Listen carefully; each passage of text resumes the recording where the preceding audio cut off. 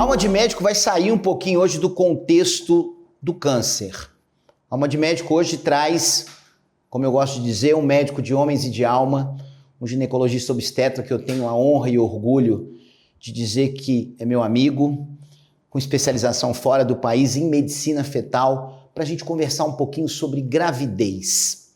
Hoje a gente vai receber aqui, eu e o meu companheiro de longa data, Fernando Vidigal, Dr. Matheus Beleza. Mateuzinho, obrigado por você ter vindo, obrigado pelo carinho de ter aceito o convite. Acho que a gente hoje vai fugir um pouquinho do estresse, porque não deixa de ser um estresse falar de câncer, né? Por mais que a gente tenta trazer sempre o lado bom da história, hoje a gente vai falar um pouquinho de gravidez. Fernando. Matheus, um prazer ter você aqui. Essa vai ser uma entrevista diferente para mim, né? Eu vou ficar aqui como espectador e médico leigo para poder falar desse assunto. Mas, Matheus, a gestação é um momento incrível, não só para a mulher, mas para o casal também, né? Sim. Mas é um momento relativamente curto, 9 meses, né? Como é que você desenvolve essa relação médico-paciente? Você tem que cultivar isso num espaço relativamente curto, numa relação de extrema confiança e você, em especial, numa situação muitas vezes de alto risco, o que traz elementos aí complexos para essa relação médico-paciente que ainda é tão importante na medicina. Sim. Como é que você faz isso aí? Como é que essa relação aí entre a criança, entre o pai, a mãe, você e uma situação de vulnerabilidade, sim, dada a circunstância de você lidar com gestações de alto risco? Então, primeiro agradecer a vocês, acho que são duas pessoas que eu tenho um prazer enorme de trabalhar junto, e o Evandro, além de tudo, foi meu professor e um mentor aí durante muito tempo, um cara que eu tenho realmente essa liberdade de ligar e contar para muita coisa. Então, parte dessa construção do que é o pré-natal vem do que eu entendi que fazia sentido na minha vida a nível de carreira, assim. Porque é uma relação relativamente curta para quem trabalha com patologias crônicas ou pacientes crônicos, né? Mas não é algo tão resolutivo que a paciente marca uma consulta, você passa alguma coisa, vem um retorno e acabou o problema. Na realidade, esses 9 meses são 9 meses de uma construção para que tanto eu me adapte a ela, enquanto uma linha de raciocínio, de segmento e tudo mais, como a paciente também entenda se o perfil do médico que ela escolheu está alinhado com o que ela está esperando. Porque muito do que as pacientes pensam hoje é que o pré-natal é para você pensar no parto, mas o parto ele é o início de um processo ali. Então o bebê nasce a partir daquele momento, só que nesse período todo o que você desenvolveu foi uma relação de médico daquela família, de você entender qual que é o contexto hoje que eles estão vivendo.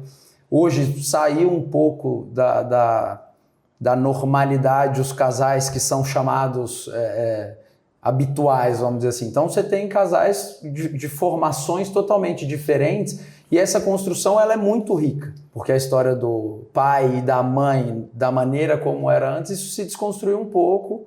Você pode ver, até o contexto da maternidade ele mudou muito, sim, também. Sim. Porque hoje você tem mães que são gestações de ovo-doação ou do espermatozoide doado e que elas são mães do mesmo jeito. Então você tem esses 9 meses para construir essa relação, passar a confiança, são encontros mensais praticamente, então é uma presença muito assídua ali com a paciente. Muito intenso. Muito intenso. Você durante 9 meses você vive muita coisa, você passa por grandes festas e marcos do ano que você vai entender se ela tem uma dor ou não por estar com alguém que está faltando ou não.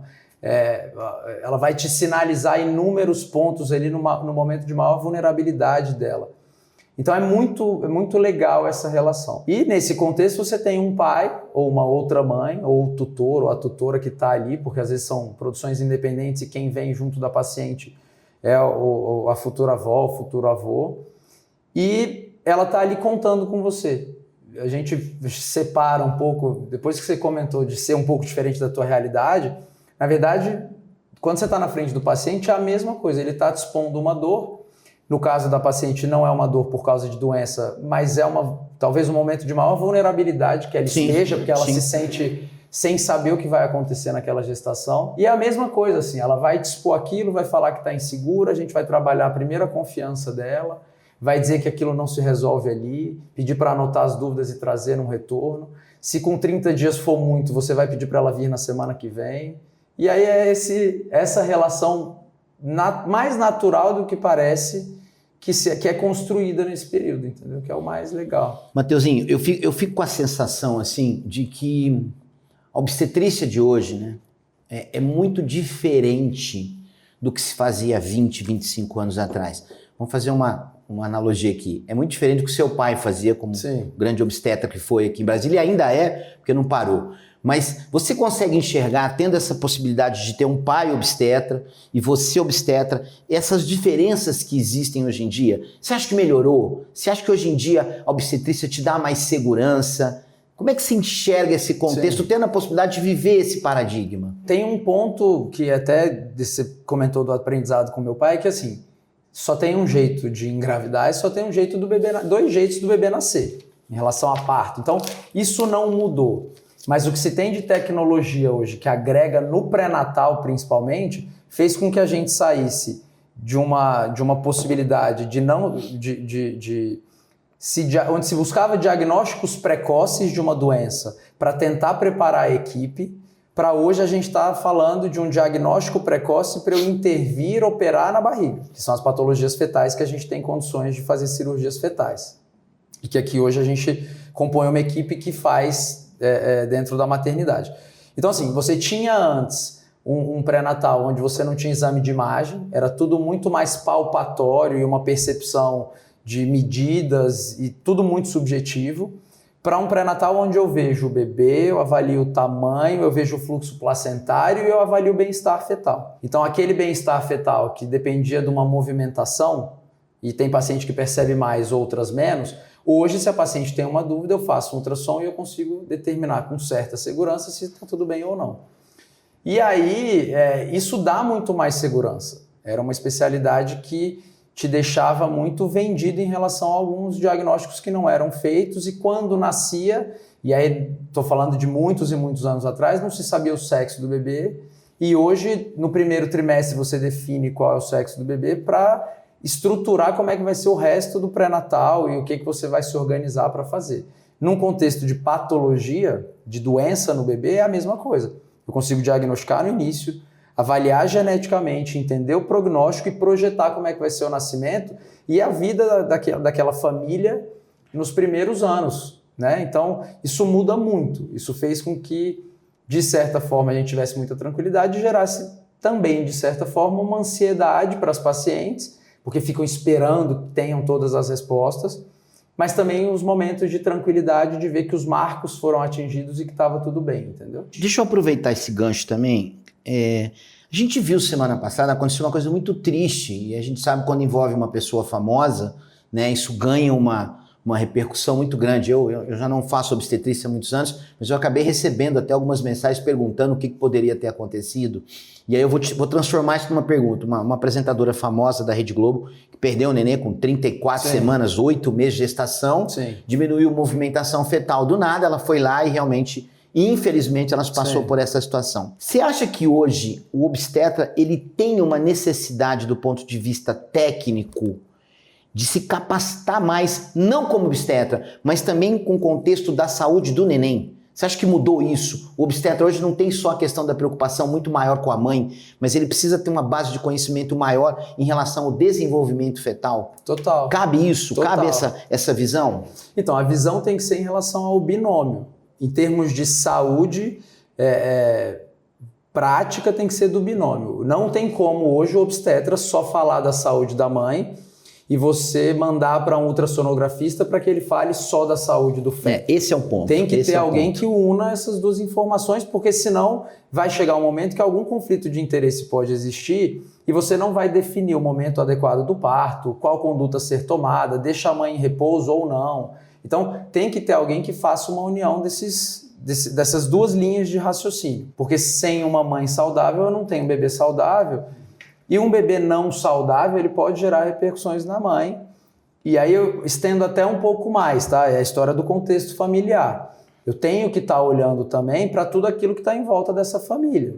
Porque eu tenho situações em que a paciente está sofrendo algum tipo de violência em casa ou alguma angústia em casa que afeta totalmente a ligação da mãe com o feto. Então, a gente tem que olhar para tudo. Você não ter essa visão do que a tecnologia trouxe porque eu quero ser um obstetra clássico, não existe mais. A pessoa tem que se capacitar nesse sentido, sim, porque senão essas informações são perdidas. E aí o timing de tomar as decisões corretas também fica totalmente errado, entendeu? Matheus, a gente estava falando aqui um pouquinho antes o quanto que a especialidade avançou. A gente estava falando de procedimentos intrauterinos. Na prática, quais são as principais patologias que hoje vocês conseguem abordar de maneira intrauterina, mais frequentes, assim, que hoje vocês adquiriram talvez uma experiência maior e vocês indicam mais algo que não era feito antes? Porque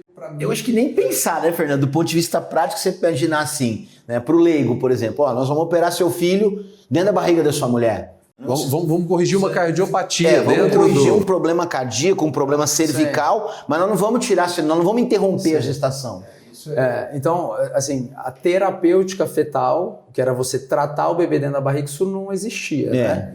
E de principalmente 20 anos para cá é que a coisa evoluiu de uma maneira vertiginosa, assim. Então, a principal patologia cirúrgica dos fetos hoje, e a gente não vê muito por causa de uma dificuldade de rastreamento, isso a nível Brasil, pela disparidade que existe entre os centros, pensando no Brasil como um todo, seria a mielomeningocele, que é um defeito aberto do tubo neural, a coluna não se fecha da maneira adequada, expõe a medula e gera uma repercussão de uma lesão medular abaixo da lesão, cujo nível vai determinar o quanto esse bebê vai ter de alteração de locomoção, etc. E tem uma repercussão cerebral também por causa da ancoragem ali da dura mater.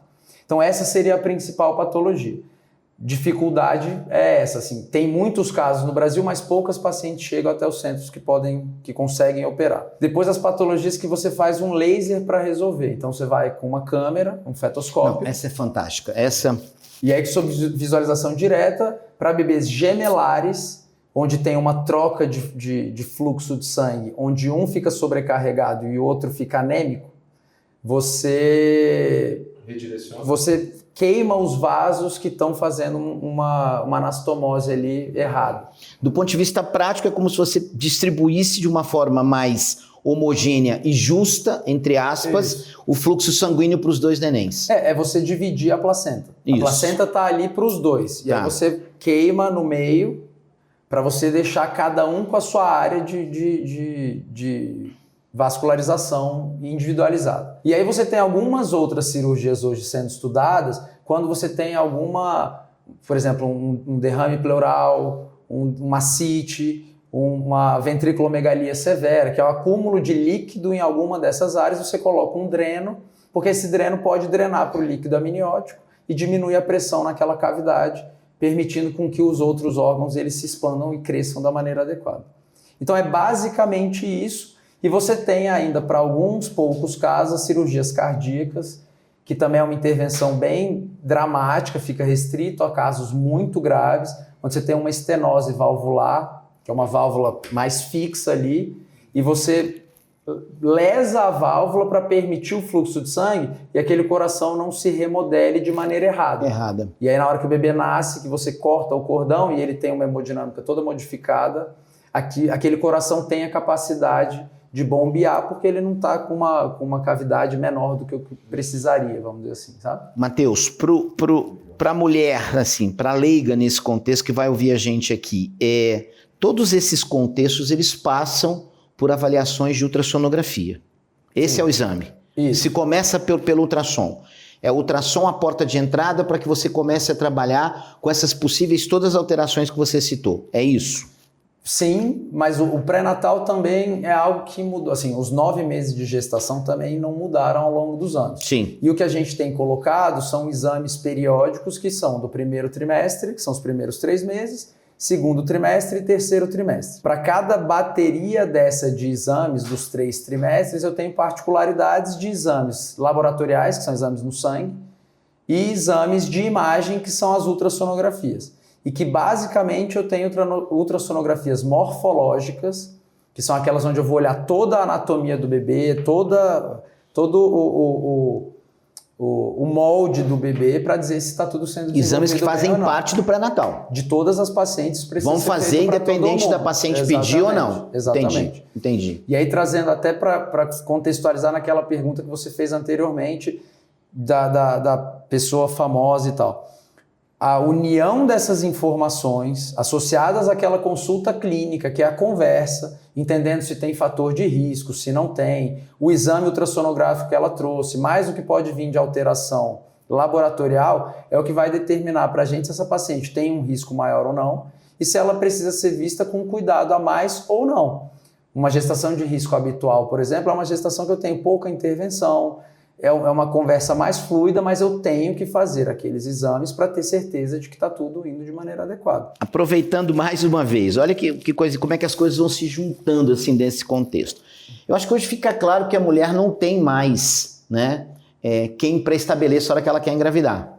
Eu digo que com o passar do tempo, né, meu corpo, minhas regras, eu vou engravidar na hora que eu quiser, passa a se existir uma capacidade maior da mulher decidir quando ficar grávida. E claro que isso leva hoje a mulheres engravidarem mais tarde, 35, 38, 40, 45 anos.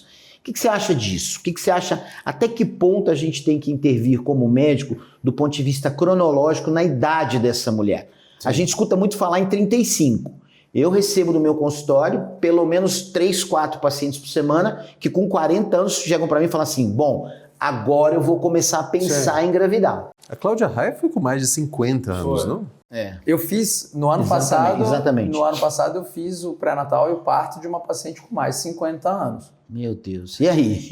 O que acontece assim? Eu acho que os movimentos que têm falado hoje sobre as pacientes tentantes, que são aquelas que estão tentando engravidar e não conseguem, têm dado uma liberdade maior para que nós gineco-obstetras possamos entrar numa conversa que em muitos momentos era tida como algo meio abusivo, vamos dizer assim, entrando numa particularidade da vida da mulher que às vezes é muito dela. Quando a paciente passa dos 35 anos, isso é fisiológico, a chance dela engravidar de maneira espontânea é menor. E acima dos 35 anos, principalmente depois dos 40 anos, aquele óvulo, ele é mais velho, e é literal isso, e aumenta o risco dessa gestante ter não só uma dificuldade de engravidar, mas ter um bebê com alguma síndrome.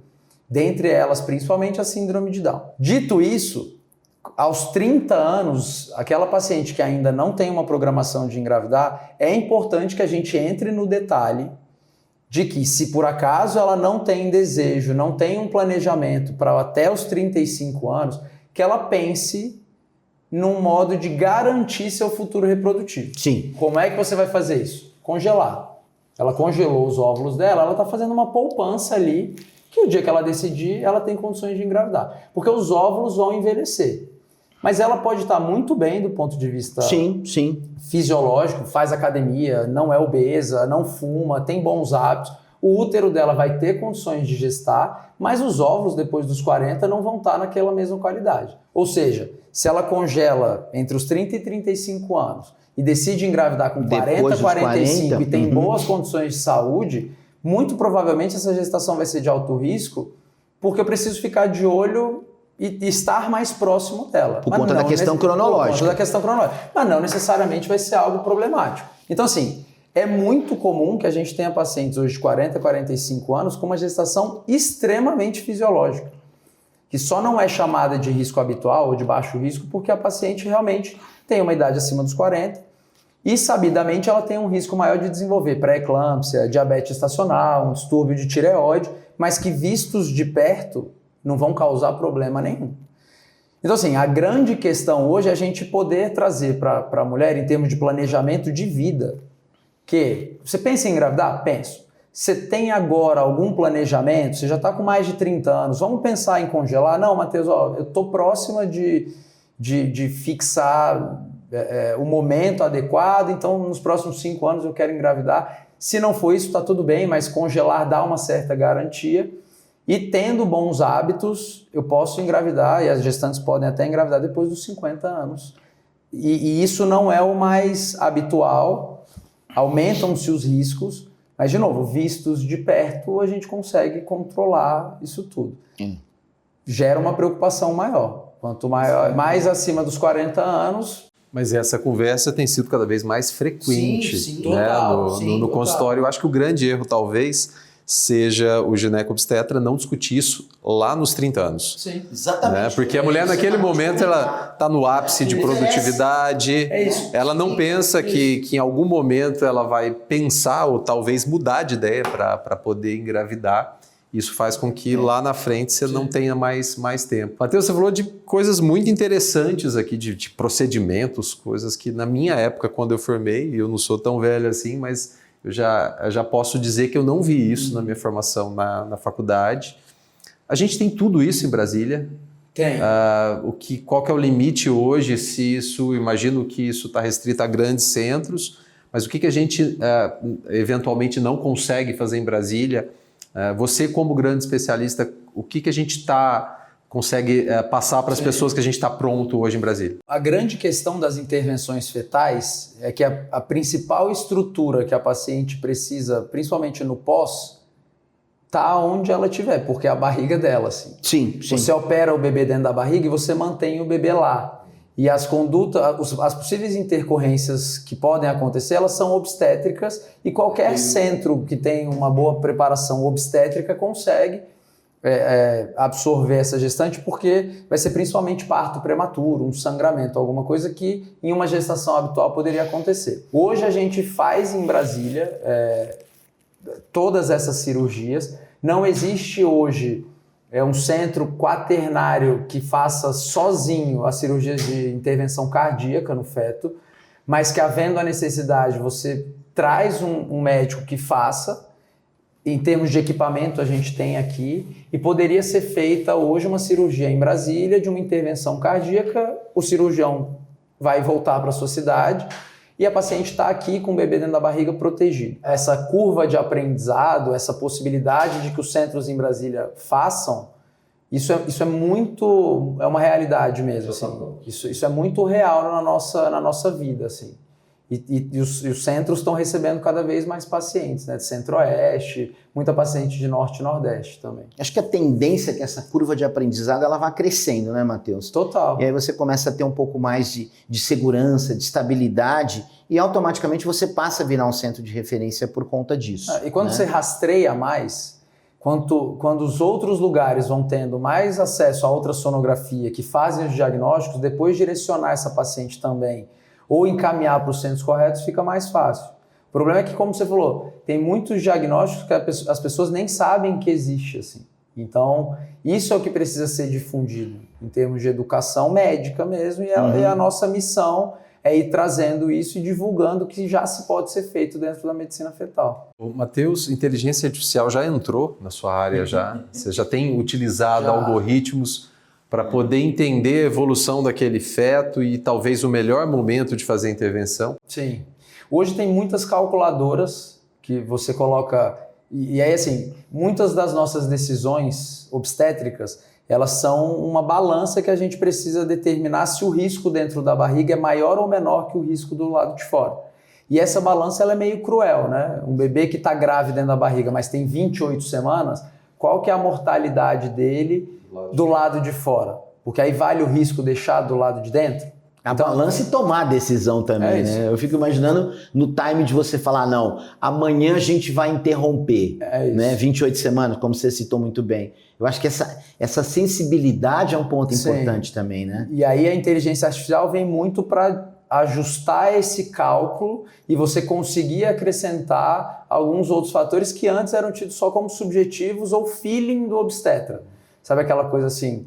essa paciente ela está com 28 semanas, tem uma pré-eclâmpsia gravíssima e dá para segurar 2 ou 3 dias para fazer o corticoide. Aí vem alguém e fala assim, não, mas ela tem um antecedente de ter 45 anos, é uma FIV e é um bebê muito desejado, vamos tirar logo. Já perdeu um. Isso você consegue colocar e esse cálculo te dá uma luz maior. E aí você tem outros softwares e opções que vão ajudando na tomada de decisão assim, dentro do pré-natal. Quais exames estão faltando para que você não perca nada, o que para aquela paciente faz mais sentido. Então isso hoje é uma realidade. Assim. Nos aparelhos de ultrassom também. Então você tem muita coisa hoje que não é só ultrassom 3D que mostra o rostinho do bebê. E que ali a inteligência artificial age montando partes que às vezes estão escondidas porque o bebê está de costas, sei lá. Então isso é uma realidade. Mas de coisas que fazem dentro da ultrassonografia leituras do bebê que é como se fosse uma varredura, tipo uma ressonância, tipo uma leitura neurológica que também a inteligência artificial remonta áreas para fazer determinadas medidas. Então está muito presente. Matheus, vamos de um extremo para o outro aqui. O Fernando tocou muito bem no assunto da inteligência artificial. Eu vou te fazer uma pergunta que é, sem sombra de dúvida, a gente poderia fazer um podcast só sobre esse assunto, né? E talvez seja, ao mesmo tempo que oferece uma tranquilidade maior para a mulher, pode trazer algumas dificuldades. Eu sei que é uma pergunta difícil de responder, mas eu não vou te tirar dessa não. Não vou amenizar para você não. Parto humanizado. E aí?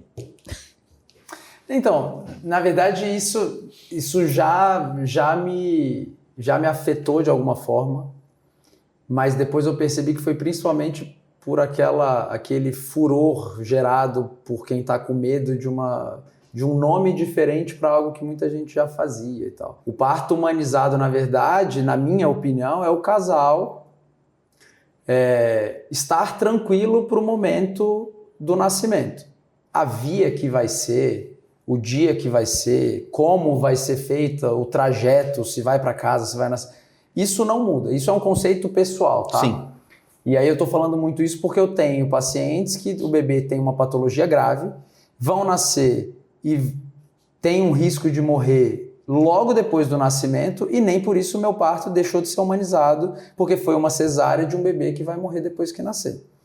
Então a gente tem que humanizar, na verdade, é o cuidado. E tornar a coisa humana é me deixar à disposição do casal para que eles estejam com o coração tranquilo. Não é nada humanizado eu fazer um super desenho de um parto que vai ser feito em casa, dentro da banheira, com a presença dos filhos, e eu tornar aquilo, de repente, um pesadelo, porque a paciente, o bebê entrou em sofrimento, eu preciso colocar ela dentro do meu carro pessoal, com risco de pegar trânsito, não chegar a tempo e esse bebê morrer dentro de um ambiente hospitalar. E todo aquele desenho foi mega romântico e bonito. Então, a ideia do parto humanizado é você colocar que a paciente está tranquila, o casal está tranquilo, chegamos ao momento do desfecho de uma maneira em que está todo mundo satisfeito com o que foi construído, beleza, isso é humanizado. Aí, Evandro, todo o resto é folclore que você vai criar. E quem vai estar presente, quem não vai estar, aonde vai ser, onde não vai ser. Particularmente, a história do parto fora do ambiente hospitalar, para mim, é desnecessário. Respeito quem defende essa ideia, tá? Até porque existem dados sobre e tal, mas não são dados que eu acho que são sustentáveis. Independente disso, tem casais que estão extremamente tranquilos com essa realidade.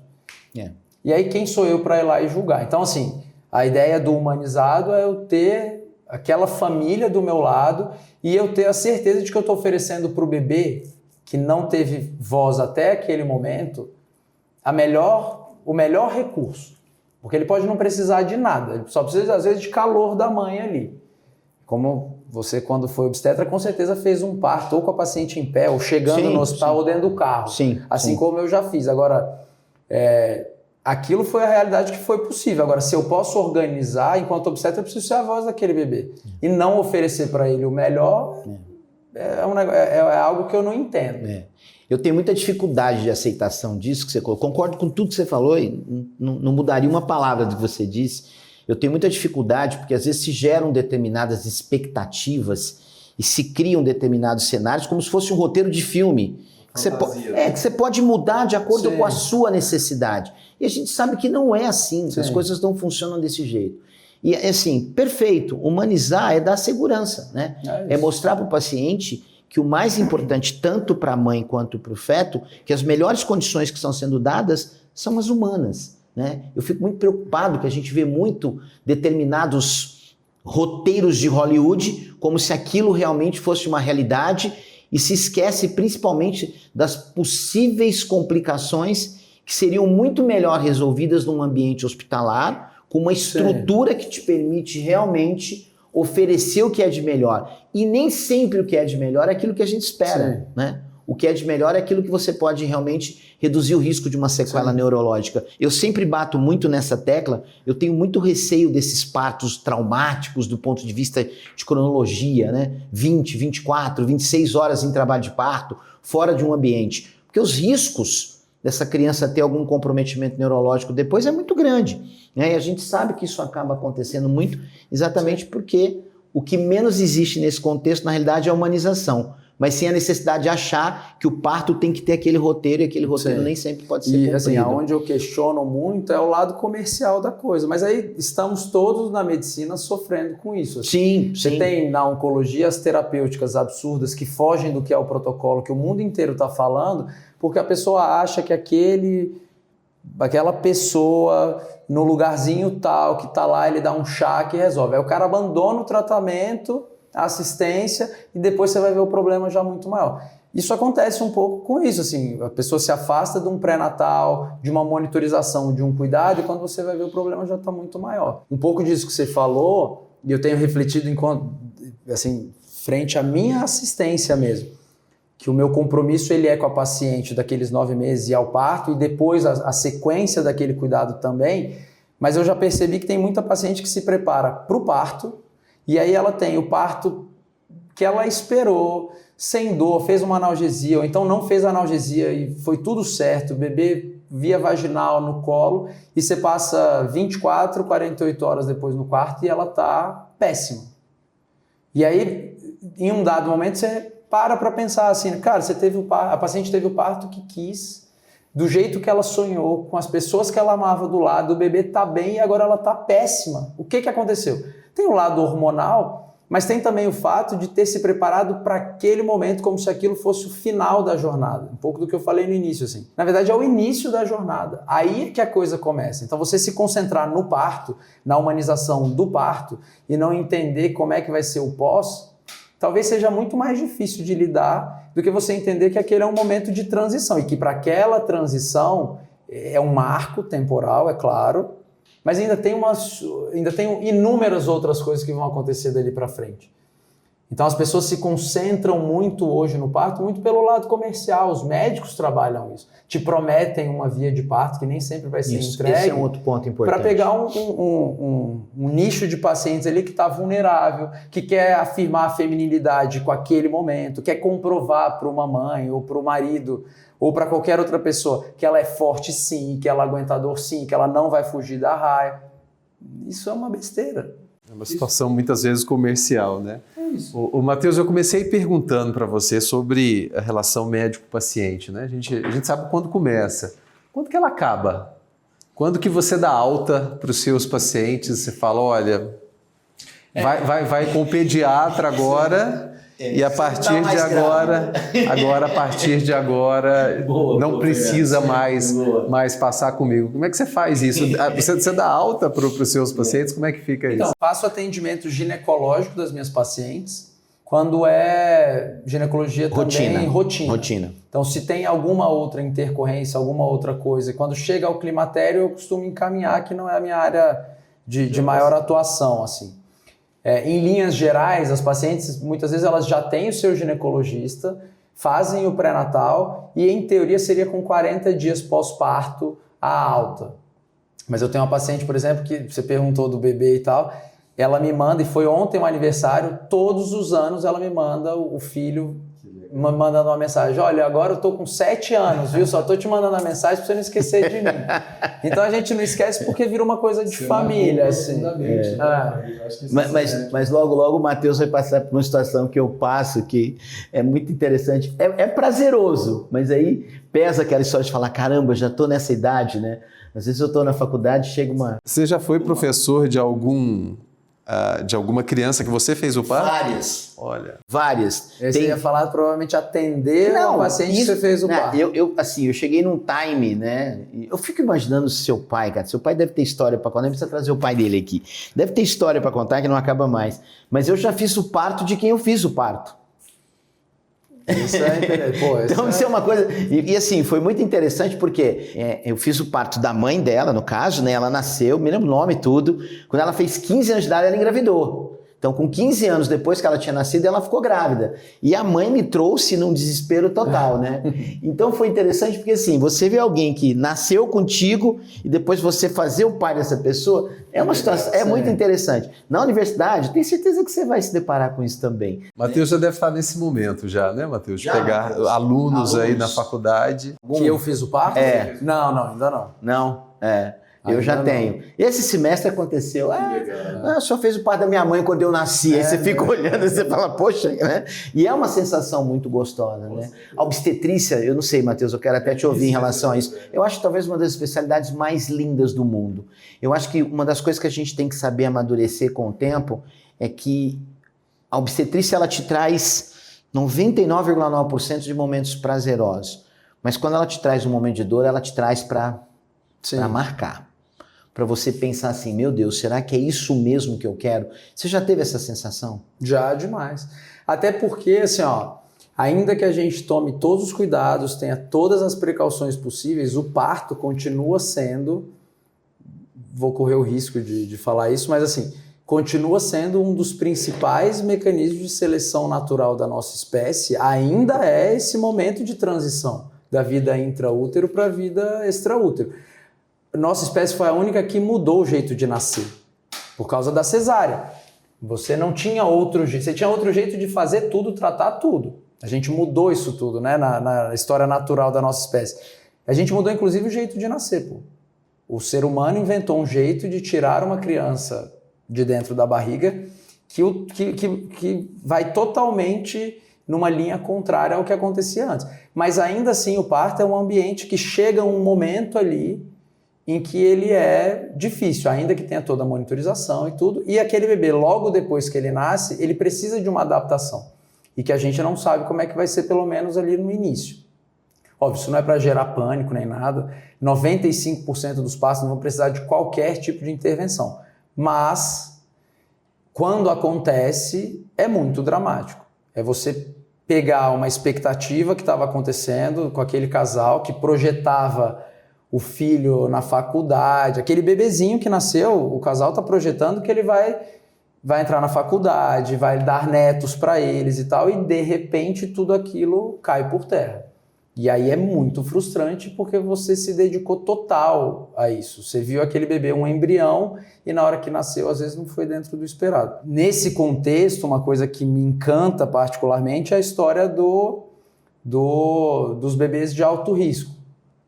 Porque você tem casais ali que estão vivendo um momento de dor extrema, que muita gente não sabe lidar, não sabe acolher, e na verdade o que ele precisa é de alguém para estar do lado, para projetar como é que vai ser, como é que serão os próximos passos e tal. E aí você falou que a gente não tinha muita coisa entre as especialidades em comum, mas hoje eu trabalho muito com cuidados paliativos perinatais. Que é você entender, o casal entender que dentro daquele projeto de nascimento não vai ser nasceu e veio para o meu colo, mas existe toda uma dignidade que a gente vai dar para aquele feto e as intervenções vão ser desenhadas de acordo com o que ele for mostrando e for respondendo.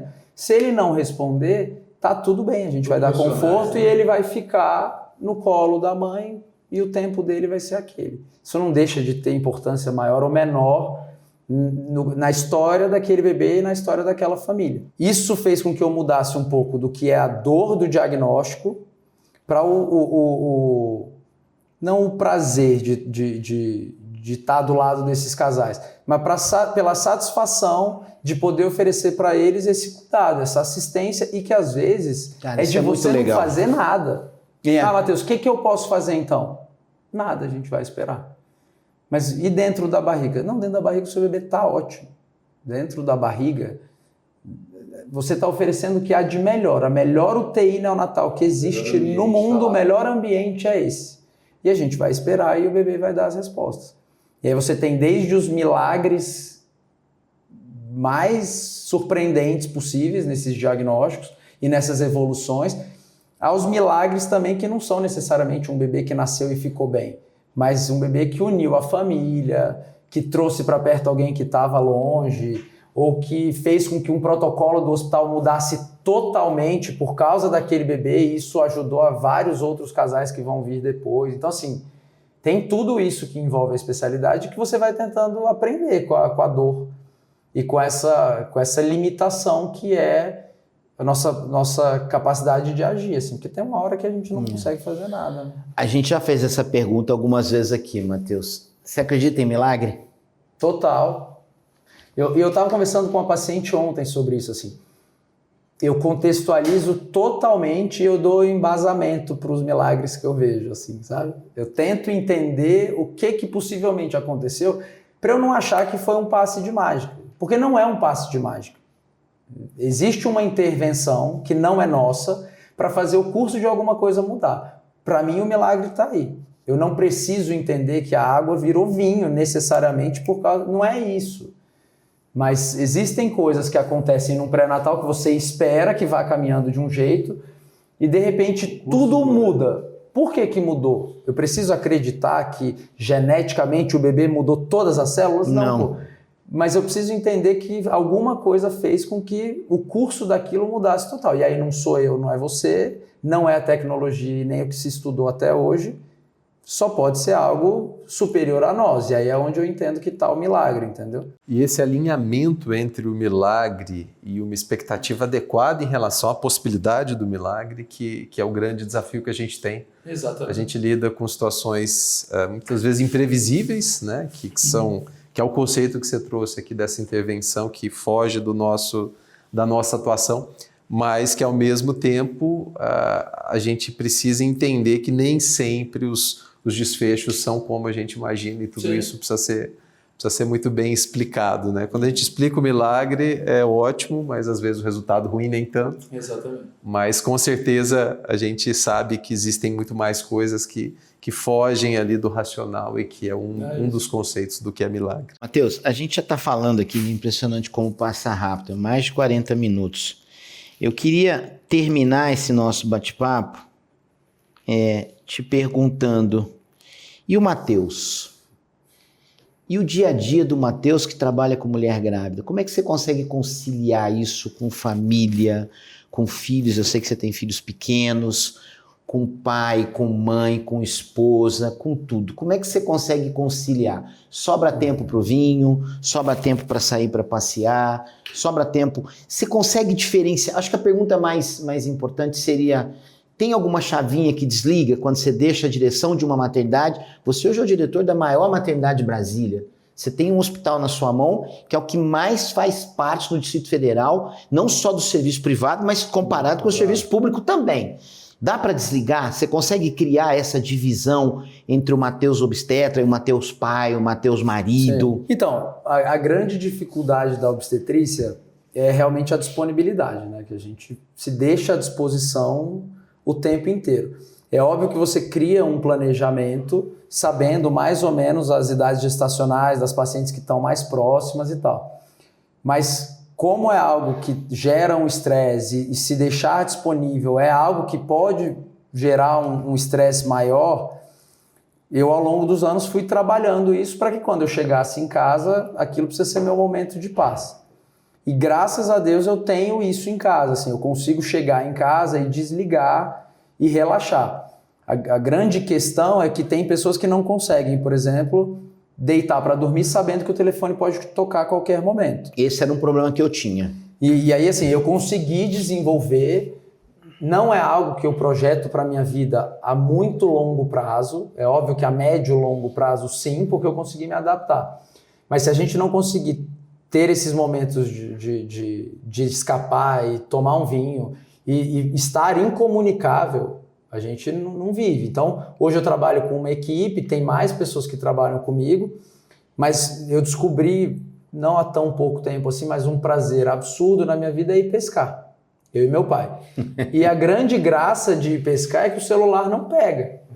Então, é o nosso momento de não ter WhatsApp, não tem ligação. Sério? Às 4 horas da manhã. Não pode ter, né? Porque o que você vai fazer no meio do mato? Então, eu vejo, eu consigo dar muito valor a esses momentos e eu entendo que na hora que eu achar oportuno parar, que eu não aguento mais essa coisa da disponibilidade, você vai só pescar. Eu vou curtir demais, eu vou pescar. Mas assim, hoje essa agitação me incomoda até um determinado momento, mas é principalmente na hora que chega a ligação. Você está em casa sem esperar. Aí você fala, nossa, vou ter que sair.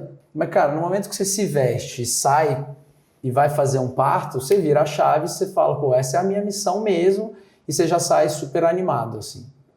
Porque aí é propósito, aí é outra história, né? É só essa quebra da expectativa do que você ia fazer naquele dia e teve que mudar tudo, sabe?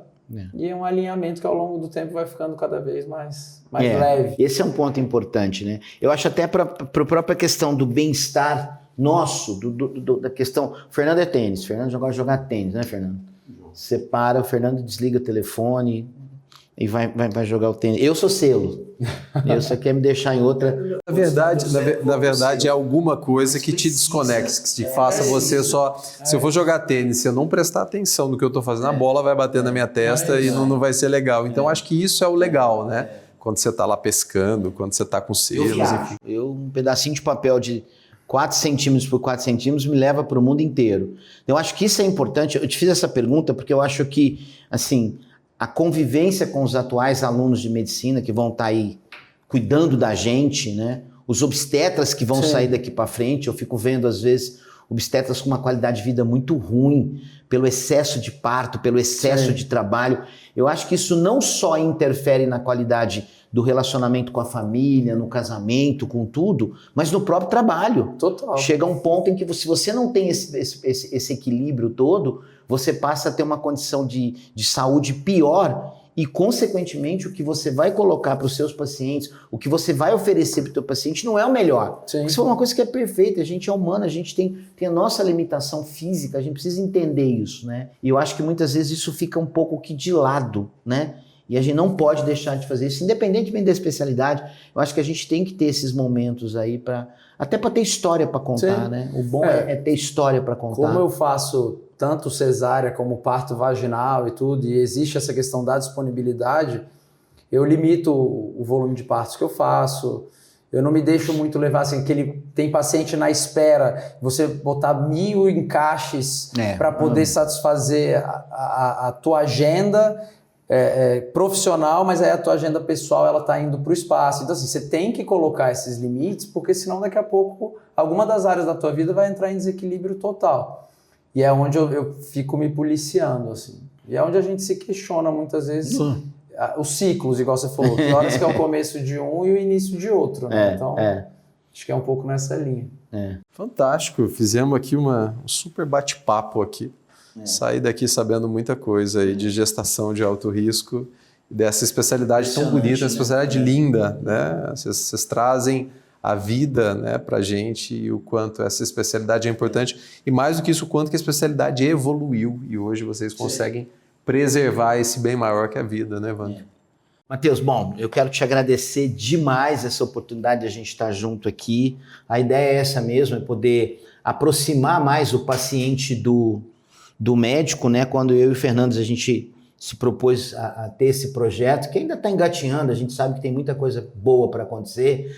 A ideia era quebrar um pouquinho do lado comercial, do lado mecânico, do lado financeiro, que a gente sabe que hoje na medicina acaba muitas vezes fazendo muita diferença, e não uma diferença positiva, mas uma diferença muito ruim, né? Pode existir inteligência artificial, você pode ter várias situações aí que estão aparecendo, cirurgias intrauterinas, né, genética no câncer, imunoterapia. Hoje a gente fala de uma medicina que realmente, eu pelo menos pensando comigo aqui há 30 anos atrás, provavelmente eu nunca imaginei que isso fosse acontecer. Mas a relação médico-paciente é única, ela não vai mudar nunca. Isso é impossível de ser mudado, a não ser que aconteça algum milagre, né? E a gente sabe que milagres podem acontecer. Mas fora isso, eu não vejo possibilidade.